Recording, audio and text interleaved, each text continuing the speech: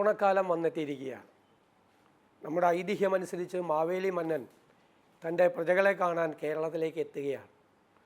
പ്രകൃതി വരെ ഹരിതാപമായി മാറിയിരിക്കുകയാണ്. മനുഷ്യരെല്ലാവരും ആഹ്ലാദത്തിലാണ്. ഓണക്കാലം നമ്മുടെ എല്ലാ സങ്കടങ്ങളെയും എല്ലാ പ്രയാസങ്ങളെയും എല്ലാ ദുഃഖങ്ങളെയും മാറ്റി നിർത്തി എല്ലാവരും ഒരുമിച്ച് ആഘോഷിക്കുന്ന ഒന്നാണ്. ബന്ധുക്കളോടൊപ്പം, സുഹൃത്തുക്കളോടൊപ്പം, കുടുംബാംഗങ്ങളോടൊപ്പം എല്ലാവരും ഒരുമിച്ച് ചേരുന്ന അതിമനോഹരമായ ഒരാഘോഷമാണ്.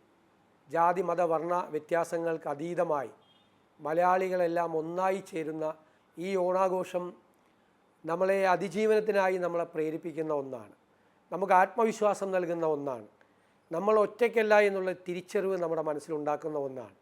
ഈ ഓണാഘോഷവും അതുപോലെ എല്ലാവരും ഒരുമിച്ച് കേരളത്തിൽ ആഘോഷിക്കണം. സർക്കാർ അതിനുള്ള എല്ലാ തയ്യാറെടുപ്പുകളും നടത്തിയിട്ടുണ്ട്. ഓണം അധികം വിലക്കയറ്റമില്ലാതെ എല്ലാവരും സൗഹാർദ്ദത്തോടു കൂടി ഓണം ആഘോഷിക്കുന്നതിന് വേണ്ടിയിട്ടുള്ള ഒരവസരമാണ് ഒരുക്കി തന്നിരിക്കുന്നത്. നമുക്കതിന് തൊട്ടു മുമ്പായി പ്രകൃതി ദുരന്തമുണ്ടായ പ്രയാസത്തിലാണ് നമ്മൾ നിൽക്കുന്നത്. ആ പ്രയാസം ഉള്ളിൽ സൂക്ഷിച്ചുകൊണ്ട് തന്നെയാണ് നമ്മൾ ഈ ഓണാഘോഷങ്ങളിലേക്ക് കടക്കുന്നത്.